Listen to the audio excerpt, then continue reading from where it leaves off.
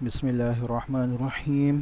Matric class حیاتیات biology میں ہم تیسرے چیپٹر میں ریسیپٹرز آف ہیومن باڈی، یعنی ہیومن باڈی کے وہ آرگنز جو باہر سے پیغام لے کر اس کو دماغ کی طرف ٹرانسفر کرتے ہیں، حس کی صلاحیت رکھتے ہیں، ان کے بارے میں دیکھ رہے تھے۔ لاسٹ جو ہم نے ٹاپک لیا تھا وہ آئی کا دیکھا تھا، اور اب جو ہم ٹاپک لینے جا رہے ہیں، آج کا جو ہمارا ٹاپک ہے وہ انسانی کان ہے۔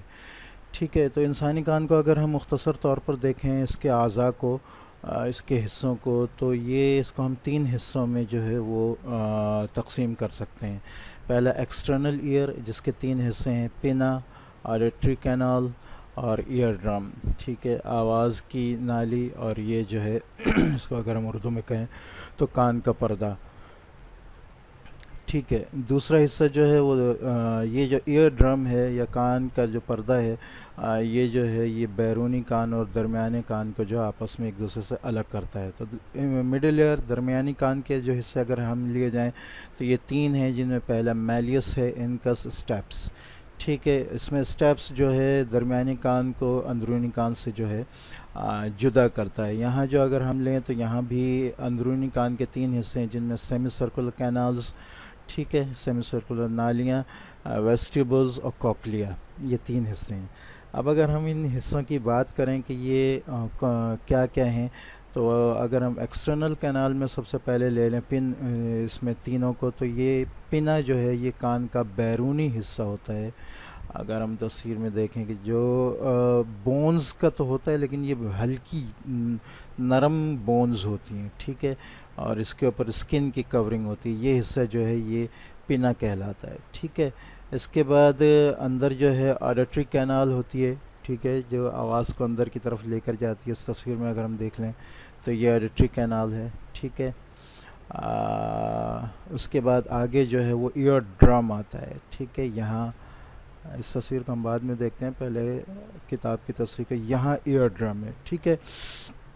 تو یہ جو یہاں اگر ہم آڈیٹری کینال کی بات کریں جو بیچ میں آ رہی ہے بیرونی کان کے، تو یہ جو ہے خاص قسم کے کہنا چاہیے ویکس جو ہے وہ پروڈیوس کرتی ہے، پیدا کرتی ہے، جس کی وجہ سے باہر سے جراثیم یا باہر سے کیڑے مکوڑے جو ہیں وہ کان کے اندر نہیں جاتے ہیں۔ ٹھیک ہے، یہاں جو ایئر ڈرم جو ہے، کان کا پردہ جو ہے، یہ باہر سے آنے والی جو آواز ہے اس کی جو ہے اس کی وجہ سے وائبریٹ ہوتا ہے، اور اس کو یہ اندر کی طرف ٹرانسفر کرتا ہے۔ مڈل ایئر کو اگر ہم لیں تو اس میں تین چھوٹی چھوٹی جسم کی سب سے چھوٹی بونز ہوتی ہیں، جن کا نام میلیس، انکس اور اسٹیپس ہے، ٹھیک ہے۔ یہ انسانی جسم کی سب سے چھوٹی بونز ہوتی ہیں، اور ان کا کام یہ ہوتا ہے کہ یہاں سے جو آواز آ رہی ہے اس کو مزید یہ بھی وائبریٹ ہوتی ہیں، تو اس کو جو ہے یہاں سے بیرونی کان سے اندرونی کان کی طرف جو ہے ٹرانسفر کرنا جو ہے وہ ان کا کام ہوتا ہے، ٹھیک ہے۔ یہاں یہ جو درمیانی کان ہے، یہ نزل کیویٹی سے بھی اٹیچ ہوتا ہے، یعنی جو ہمارا جو ناک کا سسٹم ہے اس سے بھی یہاں سے اٹیچ ہوتا ہے۔ بہرحال یہاں سے جو ہے وہ آواز جو ہے وہ اندرونی کان کی طرف جاتی ہے۔ اگر ہم اندرونی کان کو دیکھیں تو اس میں تین حصے ہیں، جن میں سیمی سرکولر کینالز ہیں، ویسٹیبلز ہیں اور کوکلیا ہے۔ تو یہاں ابھی ہمیں آواز سے اگر بات کی جائے تو یہاں آواز کا جو ہے وہ سیمی سرکولر کینالز اور ویسٹیبلز کا جو ہے کوئی خاص کام نہیں ہوتا ہے، جو کام ہوتا ہے وہ کوکلیا کا ہوتا ہے، ٹھیک ہے۔ کوکلیا اسنیل ٹائپ، گھونگے ٹائپ ایک اسٹرکچر ہوتا ہے، ٹھیک ہے، جس کے اندر فلوئڈ ہوتا ہے۔ اب یہاں یہ جو مڈل ایئر میں درمیانی کان میں جو یہ تین حصے تھے، ان کا کام کیا ہوتا ہے کہ یہ باہر سے آنے والی آواز کی وائبریشن کو، اصل میں یہ جو ہیں ان کا اسٹرکچر جو درمیانی کان ہے وہ کچھ اس طرح ہوتا ہے کہ شروع میں یہ ان کی اسپیس زیادہ ہوتی ہے اور آخر میں کم ہوتی ہے۔ تو جب آواز کی وائبریشن یہاں سے آتی ہے اور یہاں سے نکلتی ہے، وہ پھنس کے نکلتی ہے، جگہ کم ہو جاتی ہے، جس کی وجہ سے آواز کا پریشر جو ہے وہ بڑھ جاتا ہے۔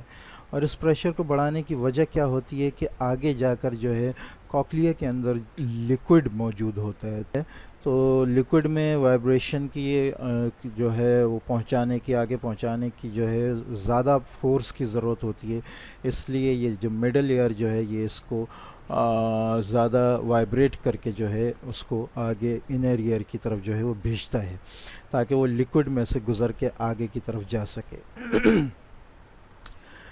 ٹھیک ہے. تو یہاں کوکلیا جو ہے اس میں جو ہے اس سے آگے کی طرف جو ہے وہ سینسری جو ہے وہ یعنی وہ سیلز ہوتے ہیں جو آواز کو ڈیٹیکٹ کرتے ہیں, اس کو نرو امپلس بنا کر جو ہے وہ دماغ کی طرف جو ہے بھیجتے ہیں. یہاں ایک دوسری تصویر ہے جو ذرا زیادہ واضح ہے. یہاں اگر ہم دیکھیں تو یہ پنا ہے, یہ الیکٹرک کینال ہے, یہ گرین کلر میں ایئر ڈرم ہے, کان کا پردہ ہے. یہ وہ 3 بونز ہیں جو مڈل ایئر کی ہیں, چھوٹے چھوٹے ہیں. ٹھیک ہے. یہ جو حصہ ہے یہ شروع میں زیادہ ہے اور یہاں آ کر کم ہو گیا, جس کی وجہ سے وائبریشن زیادہ ہو جاتی ہے آواز کی. اور وہ یہاں سے یہ تیسرا حصہ آ رہا ہے جو سنیل ٹائپ ہے, نیلے پرپل کلر کا ہے. یہاں یہ جو ہے یہ ویسٹیبلز اور سیمی سرکولر کینالز ہیں, جبکہ اصل کام یہاں کوکلیا کا ہے جو یہ موجود ہے. ٹھیک ہے.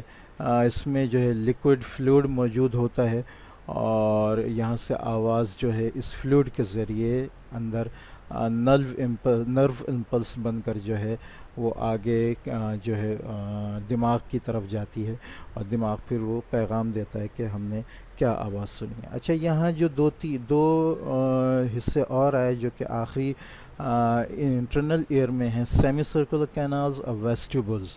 ان کا کام جو ہے وہ آواز سے ریلیٹڈ نہیں ہوتا, ان کا کام جسم کے بیلنس اور سر کے بیلنس کا ہوتا ہے. ٹھیک ہے. ویسٹیبلز کا جو کام ہے, ویسٹیبلز وہ باڈی کو جو ہے اس کا بیلنس کنٹرول کرنے میں جو ہے وہ مدد دیتے ہیں, جبکہ سیمی سرکولر کینالز جو ہیں وہ ہیڈ کو جو ہے, سر کو جو ہے کنٹرول کرنے میں مدد دیتے ہیں.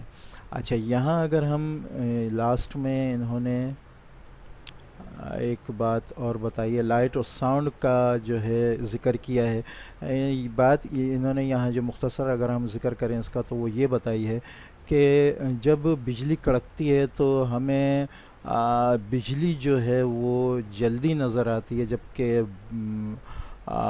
اس کی آواز جو ہے وہ ہمیں بعد میں پہنچتی ہے. اور اس کو زیادہ آسانی سے جو ہم دیکھیں تو اس کو ہم اس طور پر دیکھ سکتے ہیں کہ اگر ہم اپنے اوپر سے ایک سپرسونک جہاز جو آج کل پاکستان کے ہیں, جیسے JF-17 تھنڈر وغیرہ ہے یا F-16 وغیرہ ہے, اس کو اوپر سے گزرتا دیکھیں تو اگر ہم غور کریں گے تو ہمیں آواز اس جہاز کے اس حصے سے آ رہی ہوتی ہے جو پیچھے کی طرف ہوتا ہے.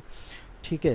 تو اس کی وجہ یہ ہوتی ہے کہ آواز جو ہے ہمیں بعد میں پہنچتی ہے اور لائٹ کی سپیڈ زیادہ ہوتی ہے, تو جو جہاز جو آگے نکل چکا ہوتا ہے وہ ہمیں لائٹ کے ذریعے جو ہے وہ آنکھوں کو جلدی نظر آ جاتا ہے, لیکن اس جگہ سے جب جہاز آگے نکل جاتا ہے تو آواز اس جگہ کی ہمیں بعد میں پہنچتی ہے, تو ہمیں محسوس ایسا ہوتا ہے کہ جہاز آگے ہے اور اس کی آواز پیچھے ہے. اسی طرح لائٹ کا تو تھنڈر جو بجلی کڑکتی ہے اس میں بھی یہی ہوتا ہے کہ بجلی پہلے ہمیں کڑکتی نظر آتی ہے جبکہ اس کی آواز جو ہے وہ بعد میں پہنچتی ہے. تو یہاں یہ بتانے کی کوشش کی گئی ہے کہ لائٹ کی سپیڈ جو ہے وہ ساؤنڈ کی سپیڈ سے نسبتاً زیادہ ہوتی ہے.